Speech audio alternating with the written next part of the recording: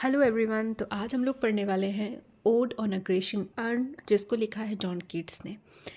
तो ये Grecian earn क्या होता है? अर्न होता है एक मटका जो कि मिट्टी से बने हुए जो क्या कहते हैं, सजे हुए कलश होते थे। तो यूनान के लोगों की जो कलाकृति थी, तो उस मटके की ये बात, उस मटके से एक्चुअली ये बात कर रहे हैं हमारे जो पोएट है। और उस मटके पर बहुत ही सजावटी चीज़ें बनी हुई हैं, बहुत से लोग बने हुए हैं, प्रेमिका और प्रेमी बना हुआ है, कुछ लड़कियां बनी हुई हैं, कुछ आदमी हैं, और एक गाय की बछड़ी वो बनी हुई है। तो वो उस मटके से बात कर रहे हैं। बेसिकली बात कर किस चीज़ की रहे हैं? उस मटके की खूबसूरती की। उस पर जो चित्र बने हुए हैं, जो फिगर्स वहाँ पर बने हुए हैं, उनकी बात कर रहा है। फर्स्ट स्टैंजा में बेसिकली अगर हम ये बात करें कि है क्या, तो speaker addresses the ancient Grecian urn calling it an unravished bride. Unravished का मतलब होता है वो दुल्हन जो बिल्कुल नई नई है। मतलब अगर हम लोग थोड़ा सा डायरेक्ट बोले तो वर्जिन ब्राइड की बात यहाँ पे हो रही है। वो उसको कह रहे हैं कि thou still unravished bride of quietness, the foster child of silence and slow time. वो कह रहे हैं अर्न से, मतलब उस मटके से कह रहे हैं कि तुम एक स्वच्छ अनछुई दुल्हन जैसी हो, और चाइल्ड हो। चाइल्ड हो, कैसा चाइल्ड हो? Poster child. फोस्टर का मतलब होता है अडॉप्टेड चाइल्ड जो होता है, उसको कहते हैं कि समय जो है और शांति जो है उसने तुम्हें अडॉप्ट कर लिया है, और तुम हमेशा की तरह नहीं हो। मतलब जैसे बर्तन होते थे, कांसे पीतल के, बहुत पुराने पुराने से बर्तन हम लोगों को मिले, तो वो हमेशा नए के नए हैं और आगे भी नए ही रहेंगे। हम लोग शायद ना रह जाएं, लेकिन वो बर्तन रहेंगे जो भी आज हमारे साथ बर्तन हैं।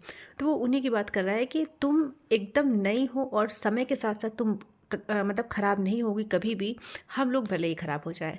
और फिर क्या कह रहे हैं? Sylvan historian who can thus express a flowery tale more sweetly than our rhyme.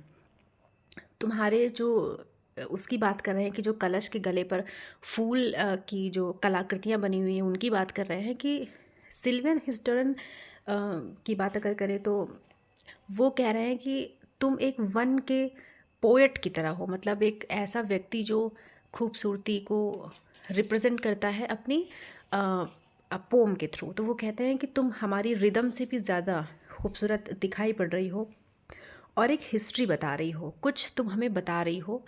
What leaf fringed legend haunts about the shape of deities or mortals or of both. फिर वो कह रहे हैं कि तुम्हारे ऊपर ये पत्तियों से सजी हुई जो कलाकृतियाँ हैं वो क्या रिप्रेजेंट कर रही हैं, ये जो शेप है तुम्हारा वो क्या कहना चाह रहा है। और जो ये डाइटीज़ हैं, मतलब जो ये देवी देवता तुम्हारे ऊपर बने हुए हैं, चित्र बने हुए हैं, या फिर ये कोई नॉर्मल से इंसान है, इनके पीछे की क्या कहानी है, या फिर वो दोनों ही हैं। In Tempe or the dales of Arcady what men or gods are these what maiden sloth. फिर वो कहते हैं कि ये जो टैम्पे और अर्कैडी है वो उसकी पहाड़ियों की बात कर रहे हैं कि ये जो घाटी है, जो ये वादियाँ हैं, ये क्या वही है जो मैं कह रहा हूँ? इनका क्या मतलब है जो तुम्हारे ऊपर ये बनी हुई है, इन्हें क्यों बनाया गया? और जो ये आदमी तुम्हारे ऊपर बने हुए हैं, ये क्या है? ये भगवान है या इंसान है? और ये मैडन लॉथ, मैडन्स का मतलब होता है वो लड़कियां जिनकी भी शादी नहीं हुई है। तो जो ये लड़कियां हैं ये इतनी, लॉथ का मतलब होता है अनिच्छुक टाइप्स, ये नॉट इंटरेस्टेड टाइप्स की। मतलब जो ये लड़कियां खड़ी हैं उनके पीछे जो ये आदमी लोग खड़े हुए हैं, वो क्या उनको चेस कर रहे हैं? क्या ये प्यार की बात है? अगर प्यार की बात है तो फिर ये लड़कियां इतनी अनइंटरेस्टेड क्यों हैं? मतलब एक जगह है, मतलब एक वहाँ पर जो एक सीन बना हुआ है, बस उस सीन की बात कर रहे हैं। फिर कहते हैं what mad pursuit, what struggle to escape, what pipes and timbrels, what wild एस्केटे। फिर वो देखते हैं कि एक पेड़ के नीचे एक लड़का बैठा हुआ है और वो कुछ बांसुरी टाइप का बजा रहा है। तो वो कह रहा है कि इस घने जंगल में बैठकर जो ये बांसुरी बजा रहा है, तो ये अब हमेशा ऐसे ही बांसुरी बजाता रहेगा, और इसकी जो धुन है वो मुझे बहुत ही ज़्यादा अच्छी लग रही है। अब क्योंकि कोई चित्र है, कोई फिगर है, उस पर अगर बैठ के कोई आदमी बांसुरी बजा रहा है तो फिर वो वैसे ही बजाता रहेगा, कहने का सेंस ये है कि तुम्हारे मटके पर ये जो सारी चीज़ें बनी हुई हैं ये हमेशा बनी रहेंगी। जो व्यक्ति जो काम कर रहा है वो वैसा ही करता हुआ हमेशा दिखाता रहेगा और तुम एक इटर्नल ब्यूटी की तरह अमर हो जाओगी, फेमस रहोगी। Heard melodies are sweet but those unheard are sweeter. फिर वो कहते हैं कि जो मेलोडीज़ हम लोग सुनते हैं, जो सॉन्ग्स हम लोग सुनते हैं, जो म्यूज़िक हम लोग सुनते हैं, वो बहुत स्वीट होता है, अच्छा लगता है। लेकिन तुम्हारे जो कलश पर ये बैठ कर लड़का नीचे ये पाइप बजा रहा है, जो बांसुरी बजा रहा है, इसकी धुन भले ही इसको मैं सुन नहीं पा रहा हूँ, अनहर्ड आर स्वीटर, फिर भी वो उस धुन से स्वीट है जो हम सुन सकते हैं। देयरफॉर ये सॉफ्ट पाइप्स प्ले ऑन, ये जो क्यों और क्यों मैं ऐसा कह रहा हूँ, क्योंकि ये जो पाइप, ये जो वो बजा रहा है वाद्य यंत्र जो भी है, बांसुरी है जो वो बजा रहा है, वो ऐसे ही हमेशा बजाता रहेगा और जो इसकी धुन है वो हमेशा सुनाई देती रहेगी। आज मैं देख रहा हूँ, मुझे सुनाई दे रही है, आगे आने वाले 100 सालों में हम सब मर जाएंगे, उसके बाद जो हमारी न्यू जनरेशन आएगी वो देखेगी तो उसे भी सुनाई देंगे। Not to the sensual ear but more endeared pipe to the spirit ditties of no tone. वो कह रहे हैं कि जो ये म्यूज़िक है, जो इस तुम्हारे ऊपर बना हुआ ये लड़का बजा रहा है, जो ये म्यूज़िक है, ये सिर्फ ईयर्स के लिए नहीं है कि बस कानों को सुनकर अच्छा लगे, ये इससे भी ज़्यादा डीप है। क्यों? क्योंकि ये हमारी जो आत्मा होती है उसको ये बहुत ही खुशी दे रहा है। और ये डाइटीज़ ऑफ नोट, ये जो दैवी ये धुन है, ये और ये सबको सिर्फ प्रसन्न करने के लिए ही है। Fair youth beneath the trees thou can not leave thy song nor ever can those trees be bare. और वो कह रहे हैं कि जो ये लड़का है, वही बात फिर से कि हमेशा ही इस बांसुरी को बजाता रहेगा और जिस पेड़ के नीचे बैठकर वो इस बांसुरी को बजा रहा है, वो पेड़ भी अपने पत्तों को कभी भी नहीं गिरा पाएगा, ऐसे ही हरा भरा हमेशा रहेगा। Bold lover never never can thou kiss. अब बगल में उसकी गर्लफ्रेंड बैठी हुई है जो बांसुरी बजा रहा है, तो वो बगल में बैठी तो रहेगी हमेशा, बट वो किस नहीं कर सकते एक दूसरे को, क्योंकि वो एक फ़ोटो के रूप में है। तो वो कह रहे हैं कि ये जो लवर्स हैं बहुत बोल्ड हैं लेकिन कभी किस नहीं कर पाएंगे। तो winning near the goal yet do not grieve, she cannot fade though thou has not thy bliss. और उसके बाद कहते हैं कि भले ही तुम एक दूसरे को किस नहीं कर पाओगे, फिर भी तुम अपने गोल के नियर हो। विनिंग गोल मतलब कि तुम अपने प्रेमी के साथ हो और साथ होना ही एक जीत है। तो यहाँ पर ग्रीव मतलब कि बहुत ज़्यादा तुम्हें दुखी होने की ज़रूरत नहीं है। क्यों दुखी होने की ज़रूरत नहीं है? भले तुम उसको किस नहीं कर सकते, बट कम से कम वो कभी भी फेड नहीं होगी, वो हमेशा ऐसे ही खूबसूरत, जवान और तुम्हारे साथ हमेशा खुशनुमा माहौल बनाकर तुम्हारे बगल में बैठी रहेगी, क्योंकि फ़ोटो की बात कर रहे हैं वो।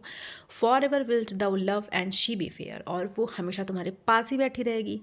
तो फिर अब तुम्हारे पास ही इंसान बैठा हुआ है तो सब कुछ फेयर रहेगा तुम दोनों के रिलेशनशिप में, इस अर्न के थ्रू। Ah happy happy boughs that cannot shed. ये जो बॉक्स होते हैं इनको बोल रहे हैं वो जो पेड़ों की टहनियाँ हैं, उनके लिए कह रहे हैं कि तुम इतनी खुश हो और हमेशा से ऐसी खुशी और हरी भरी रहोगी और कभी भी शेड अपनी पत्तियाँ नहीं गिरा सकती। Shed your leaves nor ever bid the spring adieu, और ना ही तुम कभी वो स्प्रिंग देख पाओगी, क्योंकि जो भी मौसम है उसी मौसम जो इस कलश पे बना हुआ है, तुम उसी मौसम में रिमेन रहोगी हमेशा। And happy melodist unwearied for ever piping songs for ever new. और जो ये तुम्हारा नीचे बैठकर ये प्रेमी जोड़ा आपस में बातें कर रहे हैं, म्यूज़िक प्ले कर रहे हैं, वो हमेशा ही प्ले होता रहेगा। More happy love, more happy happy love. और जो तुम्हारा ये लव है वो बहुत ही खुशनुमा है, बहुत ही खुश और हमेशा ही ऐसे ही खुशियों से भरा हुआ रहेगा। For ever warm and still to be enjoyed, for ever panting and for ever young. और जो तुम्हारा ये तुम जो ये किस करने के लिए हाँफ रहे हो, किस नहीं कर पा रहे हो, आपस में बैठे हुए हो, तो ये सीन ऐसे ही चलता रहेगा। और जो तुम्हारा ये मोहब्बत है, जो तुम्हारी ये प्रेमिका है, वो हमेशा ऐसे ही जवान रहे। वो एक्चुअल में बात कर रहे हैं मॉर्टल लव वर्सेस अर्न्स लव की। मतलब वो बता रहे हैं कि जो हमारी रियल लाइफ का जो मोहब्बत होती है वो बहुत ही परेशानियों से भरी हुई होती है, और जो ये घड़े पर यानी कलश पर बना हुआ ये प्यार है, ये अलग ही टाइप का है। ये कभी दुख नहीं देगा, ये कभी दुख नहीं देखेगा, और हमेशा ही ये मोहब्बत में भरा रहेगा।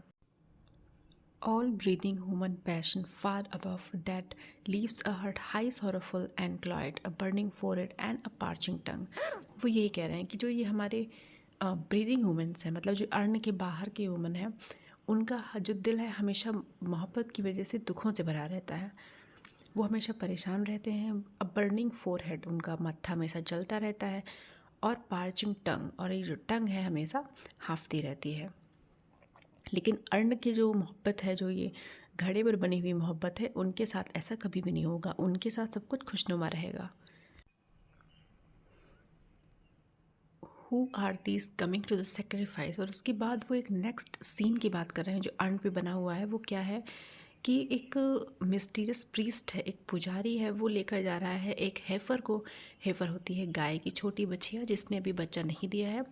उसको क्यों लेकर जा रहे हैं? उसको सेक्रीफाइस करने के लिए, उसकी बलि देने के लिए। फिर वो कह रहे हैं कि who are these coming to sacrifice to what green altar O mysterious beast leads thou that heifer lowing at the sky.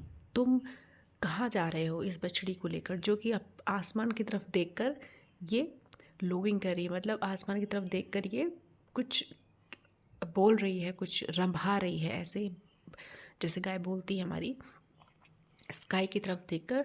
And all her silken flanks with garden dressed, और जो उसका गले में तुमने माला पहनाई हुई है, उसको माला पहनाकर तुम कहाँ ले जा रहे हो? What little town by river और सी शोर, ये जो तुम्हारा टाउन है ये कहाँ पड़ता है, और ये किस नदी के किनारे है, या फिर ये किसी सागर के पास है? और mountain built with peaceful citadel, या फिर तुम किसी माउंटेन के बीच में रहते हो क्योंकि तुम्हारे गांव में बहुत शांति है, कोई भी नहीं है। Is emptied of this folk this pious morn, और ये जो एक अजीब सा ये उदासी फैली हुई है, ये ऐसी कौन सी जगह है, और इसका क्या रीज़न है, क्यों सब कुछ खाली है? And little town thy streets for ever more will silent be, लेकिन अब जो तुम्हारा ये शहर है, ये जितना शांत है वो हमेशा ही ऐसे शांत रहेगा। And not a soul to tell, और कोई भी आत्मा ये बताने के लिए नहीं आएगी कि असल में यहाँ पे क्या हो रहा था।